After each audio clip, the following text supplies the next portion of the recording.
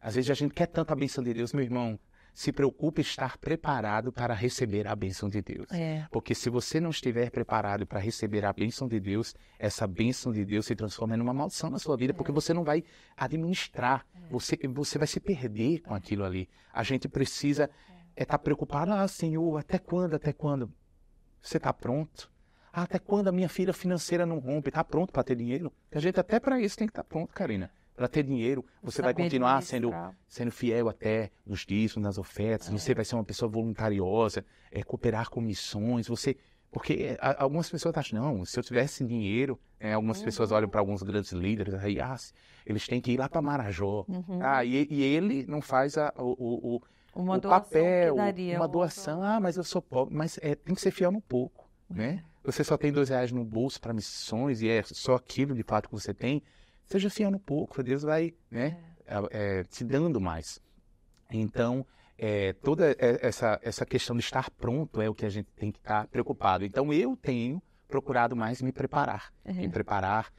Outra família muito, assim, incrível que tenho visto Deus é o Luciano Subirá. Acredito que você conhece, né? Então, eles são muito queridos. Eu li já alguns livros dele, até estou lendo um. E vou aprendendo, eu quero viver a vontade de Deus. Mas aí, o nosso casamento, ele também foi um grande milagre. Essa profetisa, a Elizabeth Pauli, ela, quando a gente, sem condições nenhuma, eu nem trabalhava, cara. Eu namorando, meninão. Nenhum dos dois trabalhava? Nenhum dos dois. E vocês montaram a casa? Não, aí a gente tava namorando. Eu digo namorando, sim. Aí, eu orando. Teve uma vez que eu ouvi, eu não sei dizer como foi isso, mas eu ouvi Deus falando, eu acordando e eu ouvi, você vai começar a trabalhar no primeiro dia da Semana Santa. Eita, engraçado, foi agora. Você vai começar, eu estou vendo isso agora, você vai começar a trabalhar no primeiro dia da Semana Santa. Aí eu estava num determinado ano, era no ano seguinte.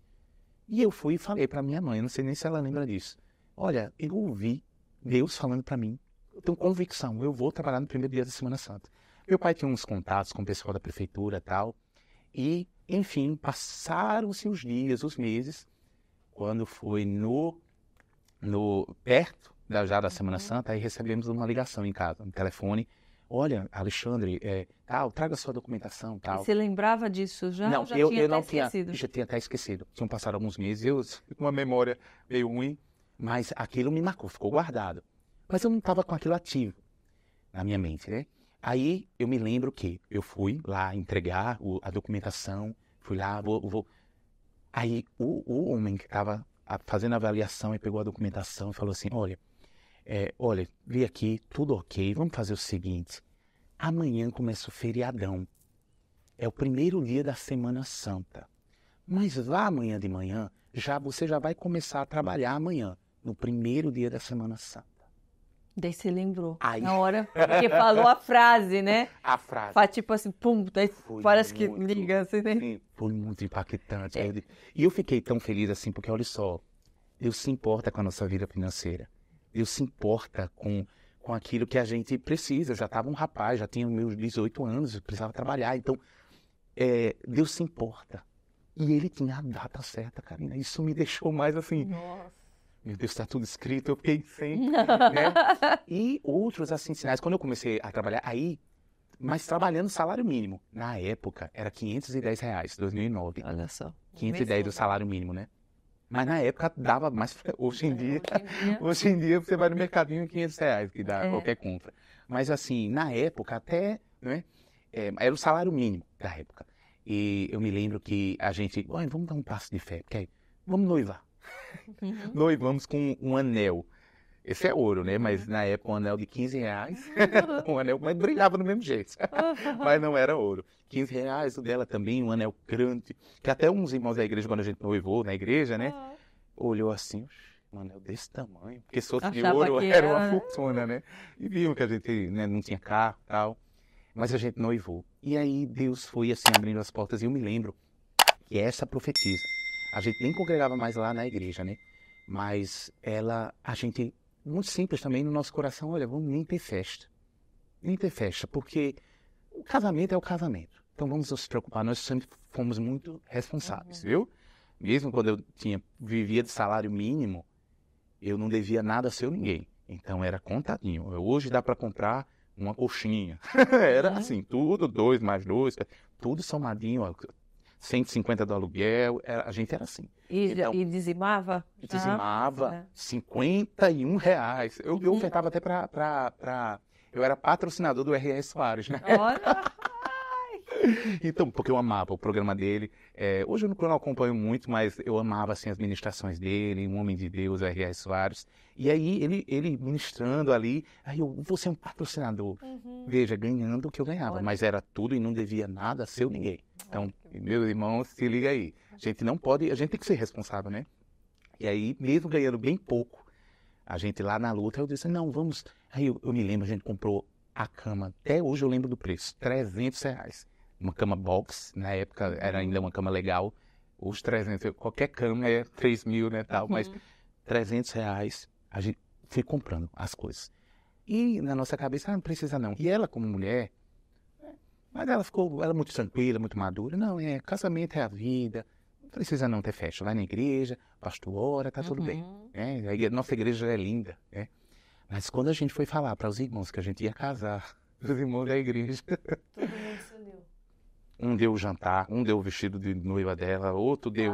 Já prepararam a festa. Prepararam a festa da gente. Que legal! E a única coisa que eu paguei foi o cartório, na época do casamento, e o aluguel do meu terno. Todo o resto a gente ganhou. Gente! Todo o resto, a família que abraçou a B. Estela Mares, né? Que a gente era uma Assembleia de Deus de lá, e eles nos ajudaram muito, o pastor Gilson Farias, a esposa dele, a Sâmala, nos ajudaram assim, porque a gente não tinha, tipo, 2... meninos humildes, mas a gente sempre foi muito envolvido na igreja também, né? Graças a Deus eles reconheciam isso, meus pastores, Gilson Farias e Samara Farias na época, e eles impulsionavam. Buscava a gente em casa, levava na igreja, depois do culto, aí ia levar o pregador para jantar, levava a gente também. Olha! Então a gente criava assim como filhos espirituais mesmo, né? E eu sou muito grato a Deus por tudo que o pastor Gilson e a Samara Farias ministraram na nossa vida. Então a gente recebeu esse milagre e casamos. Foi incrível. Até a lua de mel a gente ganhou tudo. Teve até lua de mel, teve tudo viagem? Viajamos. Uau! Né? Então foi maravilhoso tudo bom. que Deus fez. E aquela coisa, né? Tudo muito novo. E a gente foi adaptando. Nossa casinha tão fofinha era na época. Tudo no lugarzinho assim. Cozinha, sala, um quarto, banheiro e uma lavanderia. Pronto. Foi tudo no lugarzinho. A gente sempre... muita tranquilidade. Agora faltava água, uma vez ou outra, porque era um bairro muito simples, né? Às vezes também, por ser um bairro simples, tinha uns ratos que apareciam. Aí coisas assim que a gente foi vivendo, mas foi muito legal. Relembrando aqui, falando com você, vendo como Deus foi fiel, como assim no pouco, entendeu? No pouco. Deus foi fiel e foi realizando. Eu que, na verdade, que dei mais trabalho, né? Mais trabalho. Minha esposa até hoje lembra. Aí um dia queria macarrão. Não, eu só quero macarrão. Aí quando ela fazia macarrão no outro dia, cadê o feijão e arroz? Tipo, entendi. Tem umas coisas que homem, mas é natural do homem, tá? As mulheres têm que entender, vocês mulheres têm que entender. Tem umas coisas que Deus parece que criou pra É a sua que estava no restaurante, né? Qual o cardápio de hoje? Deixa eu ver. É porque na época também, como ela ficava em casa, aí ela administrava essa questão, então eu ia para trabalho, quando chegava eu já tinha que sair para outra questão, aí ela me ajudava nisso. Né? Sempre com um coração muito de servir, um coração muito paciente, assim, né? Mas eu tinha essas raivinhas que eu ficava fazendo, né? Então a gente passou por muitos processos ao longo dos anos, muitos processos assim, difíceis, né? Qual foi a fase mais difícil que vocês passaram como um casal? Olha, a fase mais difícil que nós passamos como casal tem alguns anos, mas a gente já tinha uns 5 anos alguns anos de casados, mas já faz alguns anos. Mas eu era de uma igreja que eu tive uma dificuldade muito grande com um pastor local. Então, o pastor local tinha ele era meio general, assim, sabe? E na igreja que eu era, tinha muita rotatividade de pastor. Então, o pastor ficava 6 meses, outros 2 anos. Aí, os membros da igreja se davam ao luxo de eu gosto desse, não gosto daquele. Nesse pastor eu vou estar envolvido, nesse eu não vou estar. Umas coisas assim, muito carnais, né? Muito ruins. Mas eu me lembro que teve um pastor especialmente que, assim, ele provocou algo em mim que eu nunca vi. E como eu era de líder, estava junto ali no Ministério do Louvor, então ele até chegou a suspender o Ministério do Louvor, porque tinha muita picuinha. E ele estava certo. Hoje eu vejo, né, logicamente, depois... Não hoje, já há alguns anos eu já, logicamente, vi que era um monte de meninos mesmo, né, no grupo. E espirituais, eu digo. E a gente com muita picuinha, quem é que vai cantar, quem é que vai não sei o quê, umas coisas que, tipo, hoje eu olho pra trás, meu Deus, não dá nem pra acreditar que eu ficava com essas picuinhas no meio da igreja.